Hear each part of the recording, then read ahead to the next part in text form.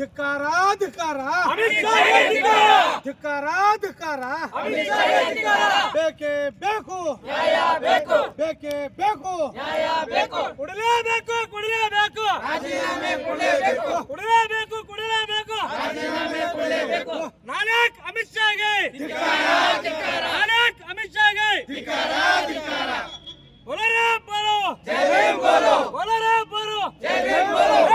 ಭಾವಿಸಬೇಕು ನಮ್ಮ ಭಾರತ ದೇಶದ ಚರಿತ್ರೆಯಲ್ಲಿ. ಯಾಕೆ ಅಂತಂದರೆ ಸಂವಿಧಾನಿಕ ಹುದ್ದೆಯನ್ನು ಹೊಂದಿರತಕ್ಕಂತಹ ಕೇಂದ್ರ ಮಂತ್ರಿಗಳು, ಗೃಹ ಮಂತ್ರಿಗಳಾಗಿರ್ತಕ್ಕಂತಹ ಅಮಿತ್ ಶಾ ಅವರು ಹೇಳಿಕೆಯನ್ನು ಕೊಟ್ಟಿದ್ದಾರಲ್ಲ ಪಾರ್ಲಿಮೆಂಟ್ನಲ್ಲಿ, ಬಾಬಾ ಸಾಹೇಬ್ ಅಂಬೇಡ್ಕರ್ ಅವರ ಜ್ಞಾನದಿಂದ, ಬಾಬಾ ಸಾಹೇಬ್ ಅಂಬೇಡ್ಕರ್ ಅವರ ಪುಣ್ಯದಿಂದ, ಬಾಬಾ ಸಾಹೇಬ್ ಅಂಬೇಡ್ಕರ್ ಅವರ ಭಿಕ್ಷೆಯಿಂದ ಒಬ್ಬ ಮಂತ್ರಿಯಾಗಿ, ಒಂದು ಗೃಹ ಸಚಿವ ಆಗಿ ಇಷ್ಟೆಲ್ಲ ಅನುಭವಿಸಿದ್ರು ಕೂಡ ಬಾಬಾ ಸಾಹೇಬ್ ಅಂಬೇಡ್ಕರ್ ಅವರು ನಿಂದನೆ ಮಾಡ್ತಕ್ಕಂಥ ಮಾತುಗಳಿದಾವಲ್ಲ, ಇದು ಅತ್ಯಂತ ಖಂಡನೀಯ ಅಂತ ಭಾವಿಸ್ತೀನಿ ನಾನು. ಮುಂದುವರೆದು ಇನ್ನೊಂದೇನು ಹೇಳಬೇಕು ಅಂತಂದರೆ ಅವ್ರು ಹೇಳ್ತಾರೆ ಬಾಬಾ ಸಾಹೇಬ್ ಅಂಬೇಡ್ಕರ್ ಅನ್ನೋದಕ್ಕಿಂತ ಜಾಸ್ತಿ ನೀವು ದೇವರು ಅಂತ ಅಂದ್ಕೊಂಡ್ರೆ ನಿಮ್ಗೆ 7 ಜನ್ಮದ ಪುಣ್ಯ ಬೇಕಿತ್ತು ಅಂತ. ಸಾವಿರಾರು ಕೋಟಿ ವರ್ಷಗಳಿಂದ ಯಾವ 7 ಜನ್ಮದ ಇವರ ದರಿದ್ರಗೆಟ್ಟ ದೇವರುಗಳವಲ್ಲ. ಈ ಯಾವ ದೇವರುಗಳು ಯಾವುದೇ ಈ ಭಾರತ ದೇಶದಲ್ಲಿರ್ತಕ್ಕಂತಹ ಯಾವ ವ್ಯಕ್ತಿಗೂ ಕೂಡ ಸ್ವಾತಂತ್ರ್ಯವನ್ನು ಕೊಟ್ಟಿಲ್ಲ, ನ್ಯಾಯವನ್ನು ಕೊಟ್ಟಿಲ್ಲ, ಹಕ್ಕನ್ನು ಕೊಟ್ಟಿಲ್ಲ, ಬದುಕ್ತಕ್ಕಂಥ ಅಧಿಕಾರಗಳನ್ನು ಕೊಟ್ಟಿಲ್ಲ. ಇಂತಹ ದೇವರುಗಳನ್ನು ನಾವು ಯಾವತ್ತೂ ನಂಬಲ್ಲ. ಈ ದೇವರುಗಳ ಬಗ್ಗೆ ನಮಗೆ ಯಾವುದೂ ಇಲ್ಲ. ನಮಗೆ ದೇವರನ್ನ ಓಡೇ ಇಲ್ಲ. ನಮಗೆ ಎಲ್ಲನೂ ಬಾಬಾ ಸಾಹೇಬ್ ಅಂಬೇಡ್ಕರ್, ಅದು ಒಂದು ಈ ದೇಶದ ಅಸ್ತಿತ್ವ, ಅದು ಒಂದು ಶಕ್ತಿ.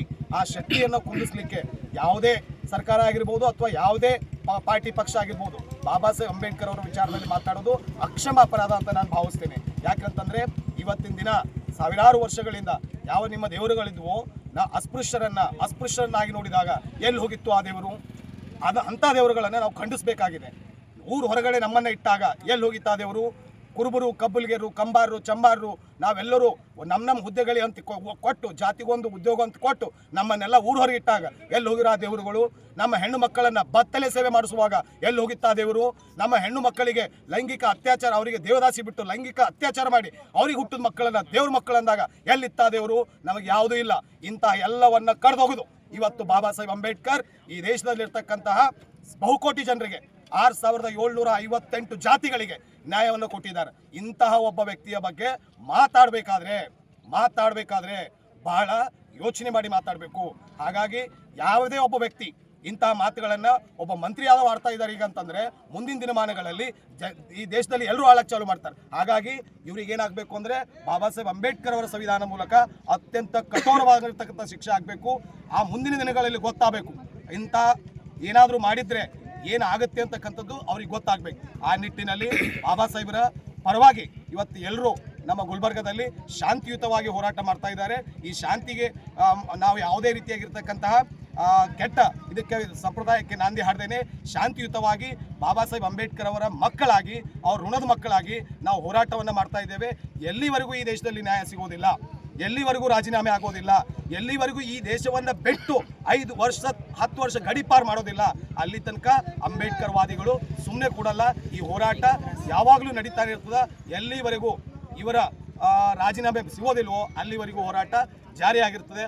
ಹಾಗಾಗಿ ತಾವು ಎಲ್ಲರೂ ನನ್ನ ಎಲ್ಲ ಬಂಧುಗಳು ಶಾಂತಿಯುತವಾಗಿ ಹೋರಾಟ ಮಾಡಬೇಕು. ಯಾವುದೇ ಅಹಿತಕರ ಘಟನೆಗಳಿಗೆ ಅವಕಾಶಗಳನ್ನು ಕೊಡಬಾರ್ದು. ಯಾಕಂತಂದರೆ ಬಾಬಾ ಸಾಹೇಬರು ಕಲಿಸೋದು ನಮಗೆ ಸತ್ಯದ ಮಾರ್ಗ, ಶಾಂತಿಯ ಮಾರ್ಗ, ನ್ಯಾಯದ ಮಾರ್ಗ. ಹಾಗಾಗಿ ನಾವು ನ್ಯಾಯ, ನೀತಿ, ಸತ್ಯ, ಧರ್ಮವನ್ನು ಇಟ್ಕೊಂಡು, ಒಳ್ಳೆತನವನ್ನು ಇಟ್ಕೊಂಡು ಹೋರಾಟವನ್ನು ಮಾಡ್ತೇವೆ. ಈ ಹೋರಾಟಕ್ಕೆ ಜಯ ಸಿಕ್ಕೇ ಸಿಗ್ತದೆ. ಹಾಗಾಗಿ ಡಾಕ್ಟರ್ ಬಾಬಾ ಸಾಹೇಬ್ ಅಂಬೇಡ್ಕರ್ ಅವರಿಗೆ ಜಯ ಸಿಗಲೇಬೇಕು. ಯಾಕಂತಂದರೆ ಅವರೇ ಈ ದೇಶಕ್ಕೆ ಅಲ್ಲ, ಅವ್ರು ಬಿಟ್ಟ ಈ ದೇಶನೇ ಇಲ್ಲ. ಹಾಗಾಗಿ ಅವರಿಗೆ ನ್ಯಾಯ ಕೊಡೋ ನಿಟ್ಟಿನಲ್ಲಿ ಸರ್ಕಾರ ಕ್ರಮವನ್ನು ಕೈಗೊಳ್ಳಬೇಕು. ಇಲ್ಲದೆ ಹೋದಲ್ಲಿ ಈ ಪ್ರತಿಭಟನೆ ಅತ್ಯಂತ ರುದ್ರರೂಪಕ್ಕೆ ಬಂತು ಅಂತಂದರೆ, ಇಡೀ ಭಾರತಾದ್ಯಂತ ಬೆಂಕಿ ಹತ್ತಕ್ಕಂಥ ಸ್ವರೂಪಕ್ಕೆ ಬಂತು ಅಂದರೆ ಇಲ್ಲಿ ಬಹಳ ಕೆಟ್ಟತನ ಆಗ್ತದೆ. ಈ ಕೆಟ್ಟತನಕ್ಕೆ ಅವಕಾಶ ಕೊಡಲಾರದೆ ಅವರು ಕೂಡಲೇ ರಾಜೀನಾಮೆಯನ್ನು ಕೊಡಿಸಿ ಆ ಮೂಲಕ ಈ ದೇಶದಿಂದ ಗಡಿಪಾರು ಮಾಡಿದಾಗ ಈ ಭಾರತಕ್ಕೆ, ಬಾಬಾ ಸಾಹೇಬರ ಅನುಯಾಯಿಗಳಿಗೆ, ಬಹುಕೋಟಿ ಜನಗಳಿಗೆ ನ್ಯಾಯ ಸಿಗ್ತದೆ ಅಂತಕ್ಕಂಥ ಮಾತುಗಳನ್ನು ಹೇಳ್ತೇನೆ ನಾನು. ಜೈ ಭೀಮ್, ಜೈ ಪ್ರಬುದ್ಧ ಭಾರತ. ತಮ್ಮ ಹೆಸರು? ಡಾಕ್ಟರ್ ಕರಿಗುಳೇಶ್ವರ್. ಭಾರತಾದ್ಯಂತ, ದೇಶಾದ್ಯಂತ ಹೋರಾಟ ನಡೀತದೆ. ಈ ಹೋರಾಟ ಇವತ್ತು ಒಂದೇ ದಿನ ಇಲ್ಲ, ಈ ಹೋರಾಟ ನಿರಂತರ ಇರುತ್ತೆ. ಯಾವುದೇ ಥರದ ಘಟನೆ ಆಗಬಾರ್ದು. ನಾವು ಬಂದು ಕೊಟ್ಟುದು ಅವನಿಗೆ ಬುದ್ಧಿ ಬರಬೇಕು ಅಂತ ಹೋಪ್ಲೆಸ್ಗ ಗುಜರಾತ್ ತಡಿಪಾರ ಅಂಥವನಿಗೆ ಸ್ವಲ್ಪ ಹಿಂಗೆ ಮುಂದೆ ಅವನಿಗೆ ಈ ದೇಶದಲ್ಲ ರಾಷ್ಟ್ರವ್ಯಾಪ್ತಿ ಇವನಿಗೆ ತಡಿಪಾರು ಮಾಡ್ಬೇಕಂತೇಳಿ ನಮ್ಮ ಮಾಗಣಿ ಇದೆ. ಮತ್ತು ಅವನು ಗುಲ್ಬರ್ಗದಲ್ಲಿ ಒಳ್ಳೆ ರೀತಿಯಿಂದಾಗಿ ನಾವೆಲ್ಲ ಇವತ್ತಿನ 4 ತನಕ ಪ್ರತಿಭಟನೆ ಮಾಡ್ತಾ ಇದ್ದೇವೆ. ಅದು ತಾವೆಲ್ಲರೂ ಹೆಚ್ಚಿನ ಜನಸಂಖ್ಯೆ ಶಾಂತಿ ಇರಬೇಕೆಂದು ತಮ್ಮಲ್ಲಿ ಕೇಳಿಕೊಳ್ಳುತ್ತಿದ್ದೇವೆ. ಜೈ ಭೀಮ್, ಜೈ ಬುದ್ಧ.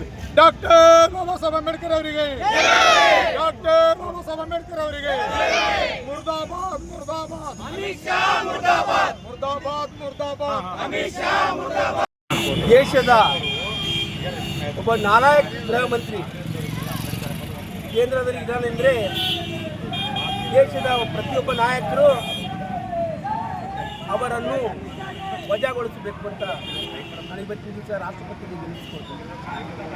ಇಂಥ ಒಬ್ಬ ನಾಯಕ ಗೃಹ ಮಂತ್ರಿ ನಮ್ಮ ದೇಶ ಆಳ್ತಾರಂತಂದರೆ ಪ್ರತಿಯೊಬ್ಬರು ನಿಮ್ಮ ಸರ್ಕಾರ ನಾಚಿಕೆ ಪಡಬೇಕು. ಈ ಒಂದು ದೇಶದ ಪ್ರತಿಯೊಬ್ಬ ನಾಗರಿಕರ ಮನನೋವಿನಂತ ಮಾತು ಒಂದು ಈ ಬಾಬಾ ಸಾಹೇಬ್ ಅಂಬೇಡ್ಕರ್ ಬಗ್ಗೆ ಕೀಳು ಶಬ್ದಗಳನ್ನು ಬೆಳೆಸಿ ಮಾತಾಡ್ತಾನೆಂದ್ರೆ ಅವನಿಗೆ ನಾಚಿಕೆ ಆಗಬೇಕು. ಅಮಿತ್ ಶಾ ಅವರು ನಮ್ಮ ಬಾಬಾ ಸಾಹೇಬ್ರ ಬಗ್ಗೆ ಅವಮಾನ ಮಾತಾಡಿದ್ದಾರೆ. ನಮ್ಗೆ ಏನು ಬೇಕಾಗಿಲ್ಲ, ಅಮಿತ್ ಶಾ ಅವರು ರಾಜೀನಾಮೆ ಕೊಡಬೇಕು. ಅವ್ರು ಎಲ್ಲಿ ತನಕ ಕೊಡಲ್ಲ ಅಲ್ಲಿ ತನಕ ನಮ್ಮ ಹೋರಾಟ ಜಾರಿ ಇರ್ತದ. ಬೋಲೋ ಭೀಮ ಭಗವಾನ್ ಕಿ ಜೈ, ಬೋಲೋ ರೇ ಬೋಲೋ.